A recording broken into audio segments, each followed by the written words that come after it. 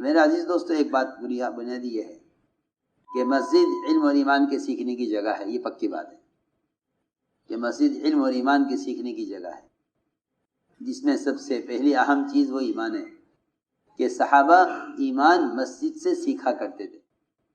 اب ایمان کا سیکھنا صرف اس کی لغوی شرعی اصطلاحات کا سیکھ لینا ایمان بن کے رہ گیا ہے. مشکات شریف میں پڑھ لیا اور فارغ ہو گئے. مجھے معلوم ہے ایمان کسے کہتے ہیں، کہ ایمان معلوم کو نہیں کہتے. ایمان تو اللہ کی تعلق اور اس کے خوف کو کہتے ہیں. یہ تو سنا ہے، پڑھا ہے کتابوں میں کہ ایمان گھٹتا بڑھتا ہے. دلائل اور اس کے فضائل اور اس کے اختلافات اور اس کے اقوال معلوم ہے. یہ نہیں معلوم کہ گھٹتا بڑھتا کہیں سے ہے، یہ نہیں معلوم. ہاں کہ بھئی پڑھا دو نہیں تم بحث یزید و ینقص، کیا مطلب یزید و ینقص؟ کیا عمل سے؟ نہ، اعمال سے نہیں گھٹتا بڑھتا، بلکہ اعمال کا نور ایمان سے گھٹتا بڑھتا ہے. ایمان کے نور سے اعمال کا نور بڑھتا ہے، اور ایمان کے ذوق سے اعمال کا نور گھٹتا ہے. سنو میں بتاتا ہوں، میں آپ کو صحابہ کی سیرت سے عرض کرتا ہوں کہ ایمان کے گھٹنے بڑھنے کے کیا اسباب ہیں. سننا دھیان سے. وہ تو ایمان کی سطح اور ایمان کی قوت سے اعمال کے اندر نور اور اعمال کے اندر جاذبیت اور اعمال کے اندر اخلاص اور اعمال کی سے وعدوں کا پورا ہونا، یہ سب ایمان سے ہوتا ہے. عمل سے ایمان نہیں ہو تو ایمان سے اعمال ہیں.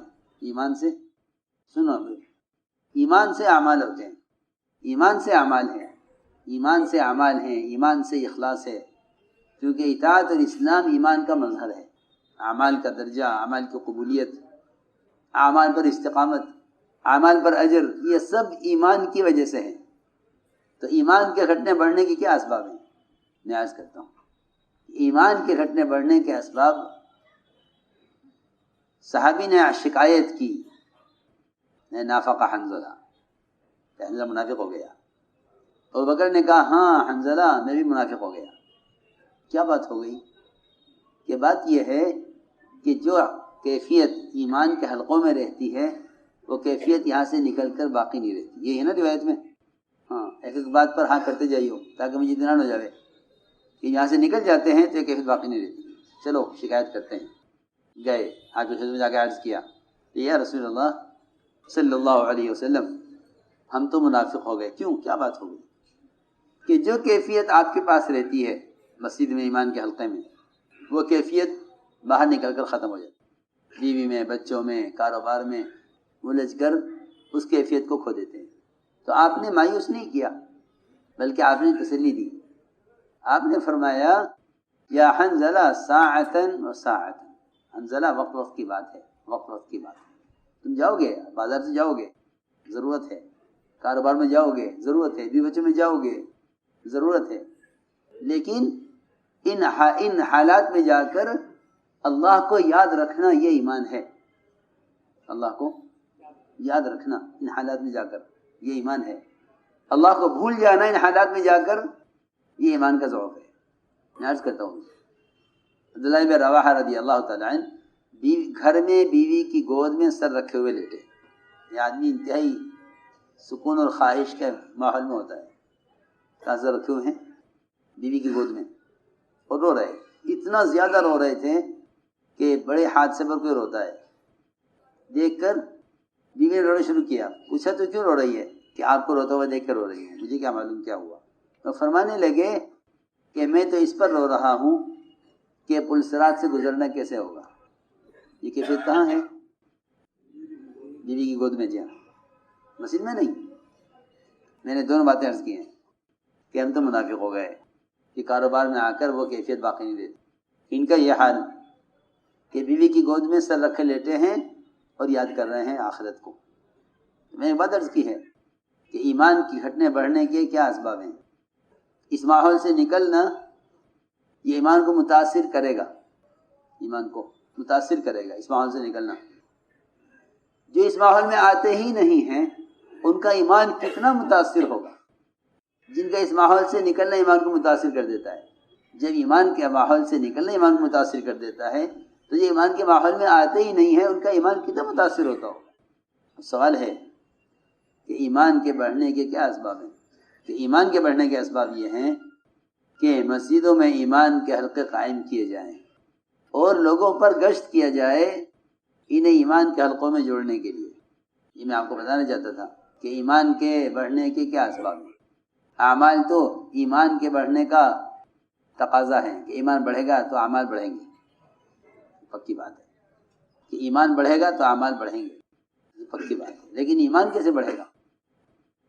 ایمان کے بڑھنے کا ذریعہ یہ ہے کہ مسجدوں میں ایمان کے حلقے قائم کیے جائیں اور صحابہ کی طرح ایمان کی تقویت کے لیے گشت کیا جائے. سنو، ایمان کی یہ بات ہے کہ ایمان کی تقویت کے لیے گشت ہے، اور ایمان کی تقویت کے لیے ایمان کے حلقوں میں جڑ کر اللہ کی بڑائی کو، اس کی وحدانیت کو سننا ہے. یہ اصل بات ہے. یہ ملے گا آپ کو روایتوں میں. معاذ بن جبل رضی اللہ تعالی عنہ وہ مسجد سے باہر گشت کر کے لوگوں کو جمع کرتے تھے اور کہتے تھے اجلس بنا نؤمن ساعۃ. امام بخاری رحمۃ اللہ علیہ نے معاذ بن جبل کے اس عمل سے استدلال کیا ہے. امام صاحب نے استدلال کیا ہے معاذ بن جبل کی اس عمل سے کہ معاذ بن جبل کا عمل بتلا رہا ہے کہ مسجد میں ایمان کے حلقے ایمان کے ازدیاد کا سبب ہیں، ایمان کے بڑھنے کا. عمر رضی اللہ تعالی عنہ گشت کرتے تھے اور ایک ایک کے دو کے ہاتھ پکڑتے اور یہ کہتے کہ تھوڑی دیر کے لیے ہمارے ساتھ آ جاؤ، اب پر ایمان لائیں گے. پھر جواب میں کہتے تھے اپنے کام کے کہ یہ کام میں اس لیے کرتا ہوں تاکہ میرے ایمان میں ترقی ہو. ہاں، روایت میں یہ چیزیں جمع کی ہیں، اس لیے جمع کی ہیں تاکہ علم اور ایمان کا سیکھنا متقدمین کے طریقے کی طرف جاوے، صحابہ کے طریقوں کی طرف. ورنہ رواج غالب آ رہا ہے، رواج غالب آ رہا ہے. میں آپ کو ضروری بات عرض کر رہا ہوں. رواج نے یہ کیا کہ مساجد سے ایمان کے حلقے تو ختم کر دیے. اب آپ کو تجارت کے حلقے، زراعت کے حلقے، سرمایہ داریوں کے حلقے، آپ کو باہر بہت حلقے ملیں گے. یہاں میٹنگ چل رہی ہے، وزارت میں صحت میں میٹنگ چل رہی ہے بیماریوں کو لے کر، اور زراعت میں میٹنگ چل رہی ہے کھیتی باڑیوں کے مسائل کو لے کر، اور تجارت میں کی منڈیوں میں میٹنگ چل رہی ہے کہ بھائی مسلمانوں کی تجارت پہ حالات آ رہے ہیں یا قانون بن رہے ہیں، اس کو لے کر دیں. اور دوسری چیز علم، کہ جو رواجی طریقے ہیں ان رواجی طریقوں نے عوام کو علماء سے مستغنی کر دیا ہے. ہمیں ضرورت نہیں ہے کتابوں کہ علم تو ہمارے پاس، اب تو موبائلوں میں علم آ گیا، اسے اب علماء کی ضرورت نہیں ہے. حالانکہ علم تو صحبت سے آتا ہے، علم صحبت سے آتا ہے. جی ہاں، کہ جو علم سینوں سے سینوں میں آئے گا وہ دل سے دل میں آئے گا، دل سے دل میں آئے گا. اس لیے کتاب ذریعہ ہے، صحبت اصل ہے، صحبت اصل ہے. جی ہاں، علماء کی صحبت اصل ہے، علم کا ماحول اصل ہے، کیونکہ تعلیم تربیت کے ساتھ ہے. حضور اکرم صلی اللہ علیہ وسلم کی صحبت اور آپ کی محبت سے صحابہ نے علم لیا ہے. اس زمانے رواجی طریقوں نے علماء سے مستغنی کر، علماء کی ضرورت نہیں ہے، ہم علم حاصل کر لیں گے. اس لیے صحیح غلط میں تمیز بھی نہیں ہے. تو میں نے ایک بات عرض کی تھی کہ ایمان سیکھنے کے لیے بنیادی چیز یہ ہے کہ ایمان سیکھو مسجد میں ایمان کے حلقوں میں، کیونکہ ایمان کے حلقے مسجد میں ایمان کے بڑھانے کا ذریعہ ہیں. متعدد صحابہ یہ بات ثابت ہے، معاذ بن جبل سے اور عبداللہ بن رواحہ سے، عمر بن خطاب سے، اور خود ابو ہریرہ رضی اللہ تعالیٰ عنہ وہ مدینے کے بازار سے لوگوں کو مسجد میں بھیج رہے تھے کہ مسجد میں تعلیم کا حلقہ ہو رہا ہے، تم بازار میں کیوں ہو؟ یہ سوچنے کی بات ہے کہ ایمان کے بڑھنے کا کیا ذریعہ ہے. ایمان کے بڑھنے کا بنیادی ذریعہ یہ ہے. اس لیے مسجد کے اطراف کی محنت، علماء صحابہ کا ایمان کے حلقوں میں جوڑنے کے لیے ملاقاتیں کرنا، قم بنا، اجلس بنا، تعال بنا، یہ روایتوں میں الفاظ صحابہ کے. اٹھو ہمارے ساتھ، چلو ہمارے ساتھ، بیٹھو ہمارے ساتھ، اپنے پر ایمان لائیں گے. یہ ایک بنیادی چیز ہے کہ مساجد ایمان کے حلقوں سے آباد ہوں، مساجد ایمان کے حلقوں سے آباد ہوں، اور مساجد علم کے حلقوں سے آباد ہوں. امت کو علم مسجد سے دیا جائے، امت کو علم مسجد سے دیا جائے. میں کہا کرتا ہوں سال والوں سے کہ اپنی اپنی مسجدوں کو مدرسہ بناؤ، کہ اپنی اپنی مسجدوں کو مدرسہ بناؤ. اس سے پوچھتے ہیں آ کر سال لگا کے جا رہا ہوں، کیا کروں؟ ابا جی تو کہہ رہے ہیں کہ میرے ساتھ کھیتی میں لگ جا. ابا جی کیا کہہ رہے ہیں؟ میں اکیلا رہ گیا ہوں، نجات کھیتی میں لگ جائیں. کوئی کہہ رہا ہے کہ تجارت کر لے. میں سوچ رہا ہوں تجارت کروں یا تعلیم میں لگوں یا تبلیغ میں لگوں. تو مشورہ دیتا ہوں کہ صحابہ کی زندگی ان کے زمانے کے لیے نہیں ہے، قیامت تک کے لیے ہے.